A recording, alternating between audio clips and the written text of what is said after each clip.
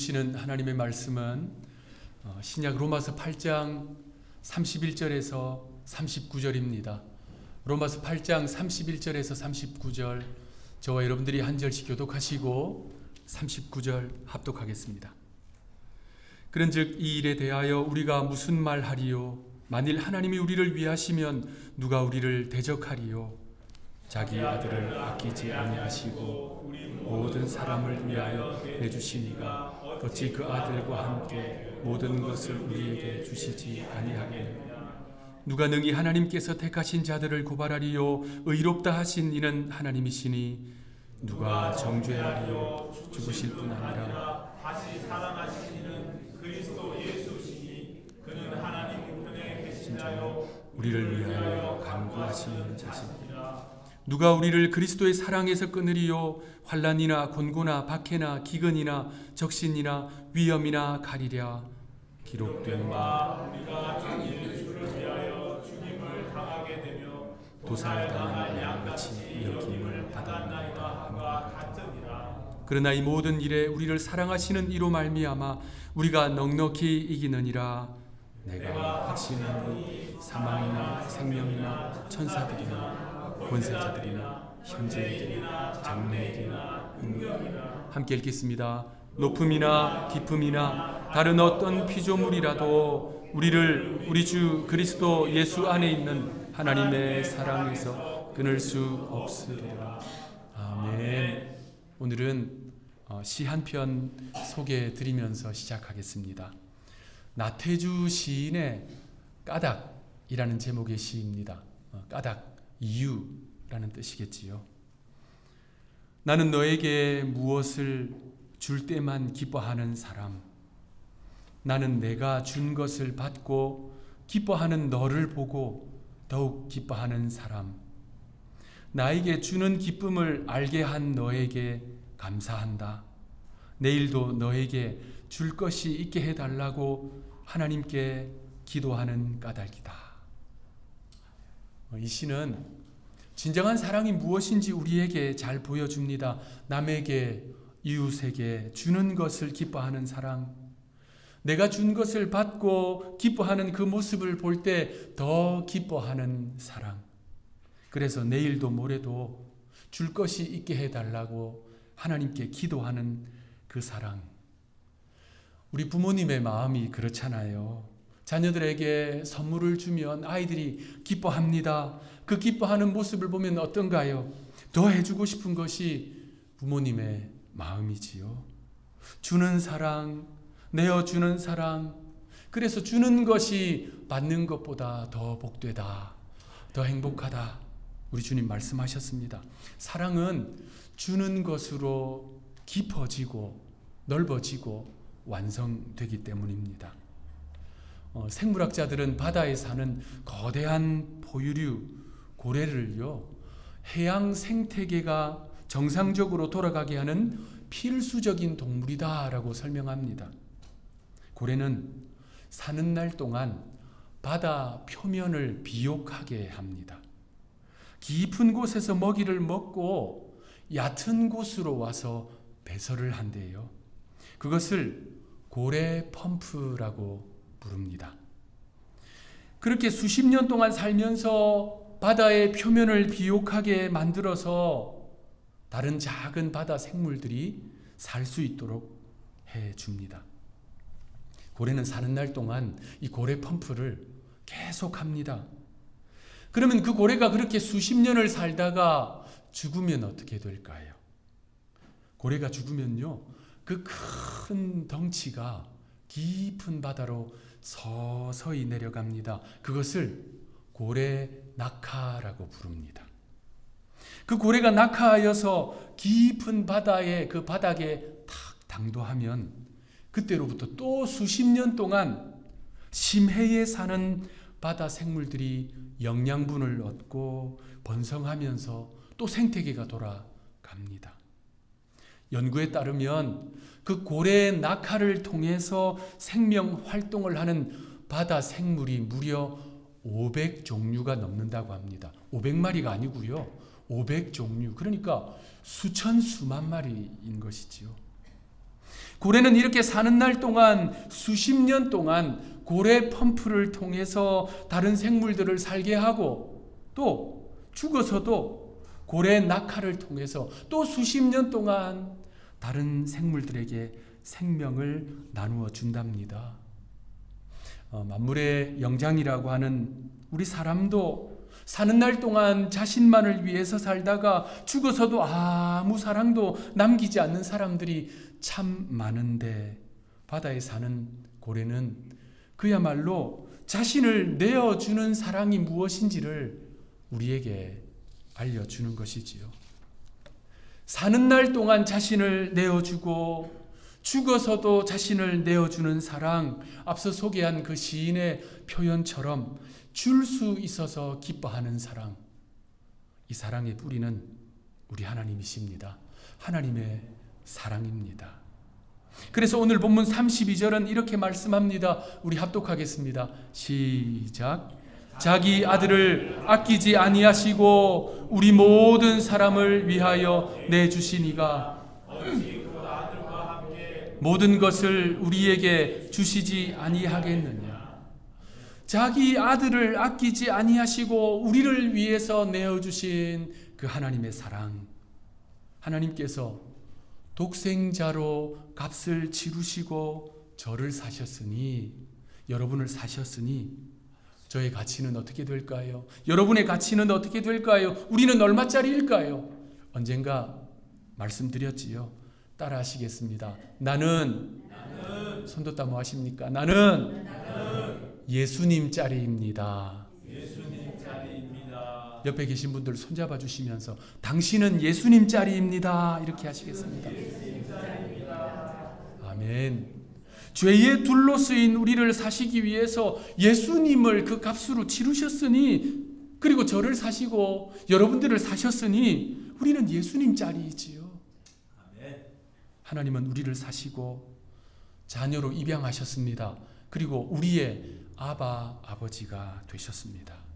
오늘 본문은 4개의 질문을 던지면서 우리를 향한 그 하나님의 사랑을 강력하게 확증하는 말씀입니다. 첫째는 누가 우리를 대적하리요?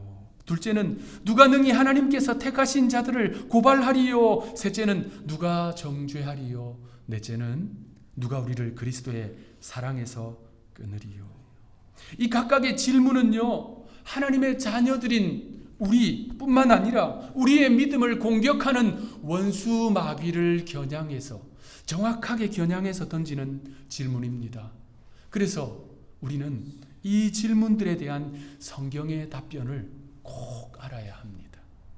첫 번째 질문은 따라 하시겠습니다.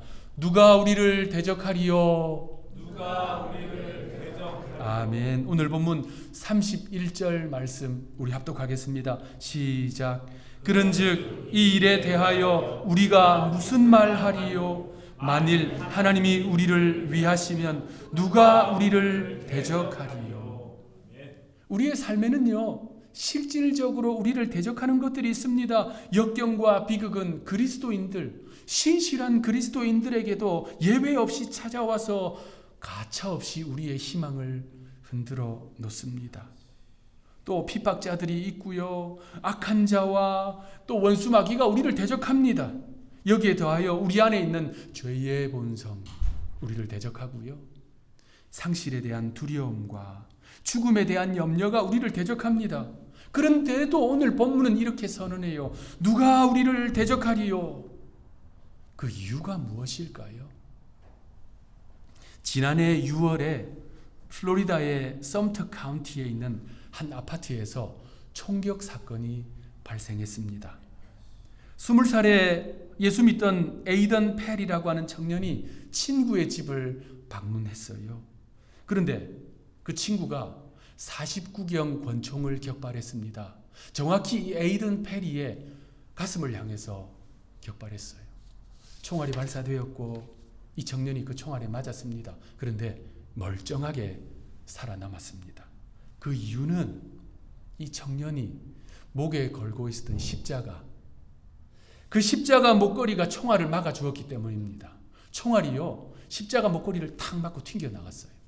그리고 팔에 총알이 총알이 스쳤습니다. 의료진들도 뉴스에서도 한결같이 말했습니다. 십자가가 이 청년을 살렸다. 십자가의 기적이다. 하나님의 자녀들을 대적하는 요소들이 있습니다. 삶과 신앙을 흔들어 놓는 빗발치는 공격들이 있어요. 그런데 주께서 막아주십니다. 우리 주께서 십자가로 막아주십니다. 하나님이 우리를 위하시니, 주님이 우리를 위하시니, 주님이 우리를 위해서 두 팔 벌려 막아주시고 방어해 주시니, 하나님께서 우리를 눈동자같이 지키시니, 오늘 본문이 선포하는 것입니다. 누가 우리를 대적하리요? 두 번째 질문은 누가 능히 하나님께서 택하신 자들을 고발하리요입니다. 오늘 본문 33절 우리 합독하겠습니다. 시작. 누가 능히 하나님께서 택하신 자들을 고발하리요 의롭다하시는 하나님이시니. 아멘. 이 구절에 고발하다는 헬라어 원문으로 보나 또 우리 한글 성경으로 보나 법정 용어입니다. 고발을 당했으므로 법정에 출두하라는 공식적인 소환입니다. 정식으로 혐의를 제기하고 피고를 법정으로 소환하여서 죄를 묻고자 하는 절차입니다. 자, 이 구절은요, 우주적 법정 장면을 그리고 있는 것입니다. 이러한 법정 장면은 구약 성경에 이미 등장합니다. 욥기가 바로 그것입니다. 여러분, 욥기의 첫 장면을 생각해 보십시오. 만군의 하나님 앞에 여러 대상들이 나와 있습니다. 그 가운데 사탄도 있습니다. 그곳에서 사탄이 한 일은 욥에 대한 고소입니다. 욥의 경고는 진짜가 아닙니다. 욥의 믿음은 가짜입니다. 환경이 좋고 조건이 좋아서 믿는 것입니다. 고발자 사탄은 끊임없이 욥을 고소하고 고발했어요. 그래서 요한계시록은 사탄을 참소하는 자, 고발하고 고소하고 고자질하는 자라는 뜻입니다. 사탄은 우리의 죄와 연약함을 끊임없이 고발합니다. 하나님께서 택하신 자들을 그렇게 고발하는 자들이 있습니다. 참소하는 자 사탄이 고발하고요. 세상이 고발합니다. 율법이 고발하고요. 그리고 우리 안에 있는 죄책감이 스스로를 고발합니다. 너의 신앙은 진짜가 아니다. 너의 믿음은 가짜다. 너는 용서받을 수 없다. 너는 구원받을 수 없다. 그런데 그 우주적 재판관이 누구이실까요? 우리 하나님이십니다. 그 재판관이신 하나님이 욥의 무죄를 말씀하셨어요. 욥을 의롭다 판결하셨습니다. 그 하나님께서 욥만 그렇게 판결하실까요? 하나님은 이사야 선지자를 통해서 이렇게 말씀하십니다. 이사야 43장 25절 나 곧 나는 나를 위하여 네 허물을 도말하는 자니 네 죄를 기억하지 아니하리라. 하나님은 우리의 허물을 어떻게 하신다고요? 도말하신다. 여기서 도말이라고 하는 말은요, 기록을 삭제하다, 흔적을 제거하다, 지워서 닦아서 없애다입니다. 하나님은 우리의 죄와 허물이 기록된 법정문을 완전히 지우고 삭제하셔서 네 죄를 기억하지 아니하리라. 우리의 죄를 기억하지 않는다 선언하십니다. 이사야 38장에서는 내 모든 죄를 주의 등 뒤로 던지셨나이다 선포합니다. 하나님께서 우리의 죄를, 우리의 허물을요, 하나님의 등 뒤로 던지셨대요. 하나님께서 하나님의 등 뒤로 던지셨으니 도대체 누가 그것을 찾을 수가 있겠습니까? 시편에서는 또 이렇게 선포합니다. 동이 서에서 먼 것 같이 우리의 죄를 우리에게서 멀리 옮기셨다. 하나님은요, 우리의 죄를 보류하시거나 잠시 덮어두신 것이 아닙니다. 완전히 우리에게서 동이 서에서 먼 것처럼 옮기셨습니다. 재판장이신 하나님의 이 놀라운 사랑, 우리를 향한 이 놀라운 사랑은 미가서 7장 19절에서 이렇게 선포됩니다. 우리 한 목소리로 읽겠습니다. 시작. 다시 우리를 불쌍히 여기셔서 우리의 죄악을 발로 밟으시고 우리의 모든 죄를 깊은 바다에 던지시리이다. 하나님은 그 자녀들의 죄를, 허물을 발로 밟으셨습니다. 그리고 깊은 바다에 던지셨습니다. 그리고 그 누구도 그것을 다시 건져 올릴 수 없도록 낚시금지 팻말을 붙이셨습니다. 그러므로 참소하는 자 원수 마귀도, 우리 자신도 그 죄를 다시는 건져 올릴 수 없습니다. 신약에서도 동일한 말씀을 하세요. 히브리서 10장 17절, 또 그들의 죄와 그들의 불법을 내가 다시 기억하지 아니하리라 하셨으니, 우리의 죄와 연약함, 우리의 불의함, 불법을요, 하나님께서 뭐라 말씀하십니까? 내가 다시 기억하지 아니하리라. 우리의 죄가 없다는 것이 아닙니다. 우리의 불의함이 없다는 것이 아니에요. 예수 그리스도의 보혈로 머리끝부터 발끝까지 덮어주셨기에 의롭다 판결해 주시는 것입니다. 그래서 참소하는 자 원수 마귀를 향해서 이렇게 분명하게 선포하는 거예요. 누가 능히 하나님께서 택하신 자들을 고발하리요. 의롭다 하신 이는 하나님이시니. 할렐루야. 이것은요, 세 번째 질문으로 이어집니다. 오늘 본문의 세 번째 질문 따라 하시겠습니다. 누가 정죄하리요? 누가 정죄하리요? 아멘. 오늘 본문 34절 합독하겠습니다. 시작. 누가 정죄하리요? 죽으실 뿐 아니라 다시 살아나신 이는 그리스도 예수시니 그는 하나님 우편에 계신 자요 우리를 위하여 간구하시는 자시니라. 원수 마귀는 끊임없이 우리를 정죄하고 참소하며 하나님께 고발하려고 하는데, 하나님은 우리의 죄를 도말하셨습니다. 하나님의 등 뒤로 던지셨어요. 동이 서에서 먼 것처럼 멀리 옮기셨습니다. 깊은 바다에 던지셔서 다시는 건져 올리지 못하게 하셨습니다. 그리고 이 재판관의 최종 판결, 내가 다시는 기억하지 아니하리라. 그래서 누가 정죄하리요? 우리는 정죄함을 받지 않는다는 것입니다. 6월절 어린 양의 보혈로 우리는 더 이상 정죄함이 없다. 성경이 선포하고 있습니다. 사도 바울은 이 34절을 통해서 기독교 신앙의 핵심이 되는 네 가지 교리를 집중해서 조명하고 있습니다. 34절을 보시면요, 죽으신 이는 예수 그리스도다. 대속의 교리입니다. 하나님의 아들이 우리의 모든 죄를 대신해서 대가를 치르셨습니다.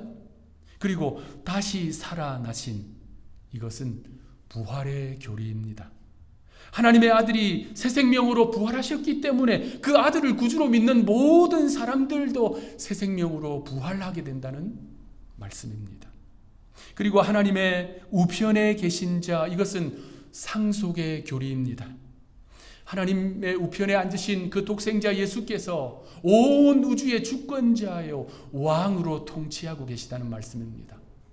마지막, 우리를 위하여 간구하시는 자, 이것은 중재의 교리입니다. 우리의 대변자이신, 우리의 변호사이신 주님이 우리를 위해서 변호해 주고 계시고 중재해 주고 계시다는 말씀입니다. 이 진리 위에 오늘 본문은 네 번째 질문으로 결론을 맺습니다. 따라 하시겠습니다. 누가 우리를 그리스도의 사랑에서 끊으리요?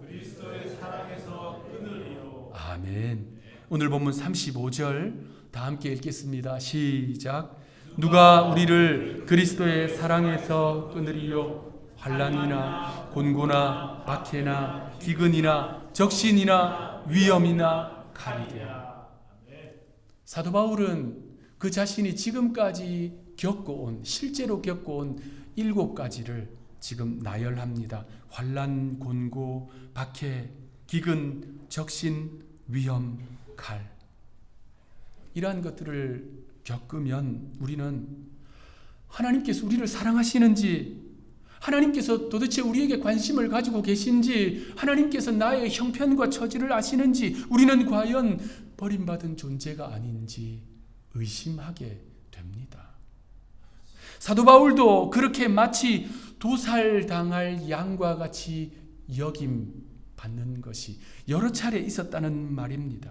그러나 오늘 본문은 분명하게 선포합니다. 오늘 본문 38절, 39절 우리 각자의 믿음을 실어서 여러분의 신앙 고백으로 함께 읽겠습니다. 시작.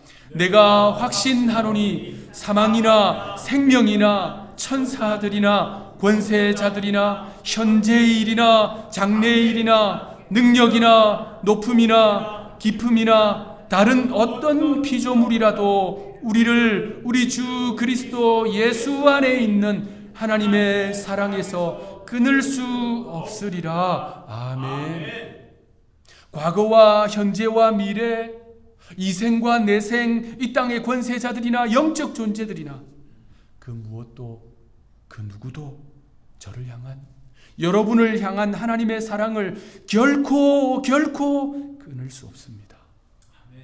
그래서 오늘 본문 37절 말씀대로 우리를 그렇게 사랑하시는 그 주님의 사랑을 알기 때문에 넉넉히 이기느니라. 우리에게 모든 것을 다 내어주시는 그분의 사랑으로 인해서 시험도 이기고 유혹도 이기고 고난도 넉넉히 이기면서 우리의 신앙 순례를 완주할 수 있다는 말씀입니다. 여러분, 알바트로스라는 새를 아실 거예요. 주로 북태평양에 사는 새인데 비행이 가능한 조류 중에, 날 수 있는 조류 중에 그 날개가 가장 큰 새라고 합니다. 알바트로스가 날개를 쭉 펴면 이 날개 길이가 2.5에서 3.5m 정도 된대요. 그러니까 한쪽 날개 길이가 성인 키보다 더 크다는 이야기지요. 알바트로스는 그 날개로 한 번 날면요, 수천 킬로미터를 착지하지 않고 쭉 날 수 있대요. 그런 새는 알바트로스밖에 없다고 합니다. 그렇게 해서 반복해서 수만 킬로미터를 날아다닌다고 합니다. 날아서 지구 한 바퀴를 도는 것이지요. 언젠가 그 알바트로스 가운데 한 종류인 레이산 알바트로스라고 하는 그 새에 대한 다큐멘터리를 본 적이 있습니다. 태평양에 서식하는 이 레이산 알바트로스는 여느 새와 마찬가지로 어미새가 먹이를 물어다 줘야 먹고 살 수 있습니다. 그런데 이 레이산 알바트로스의 특징이 있더라고요. 어린 시절부터 딱 한 곳만을 집중합니다. 저 수평선을 늘 응시합니다. 그 어미가요, 편도 3,000km가 넘는 사냥터로 날아가요. 그리고 또 오면 3,000km겠지요. 그 어미가 그 멀리 사냥터로 갔다 왔다 하는데 그 어미가 날아간 방향을 늘 응시합니다.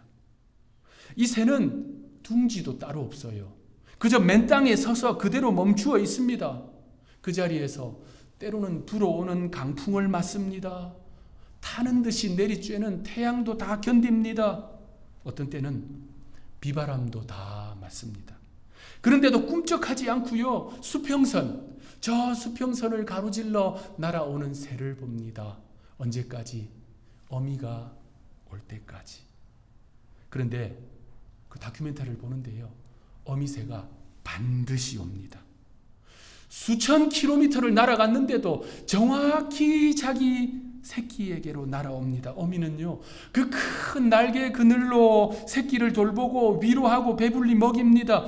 어린 레이산 알바트로스는 어미의 그 사랑을, 그 분명한 사랑을 알기 때문에 그 모든 과정을 다 이기고 견디어냅니다. 그 사랑 가운데 장차 60년을 살면서 수십만 킬로미터를 날아다니는 최고의 비행사가 됩니다.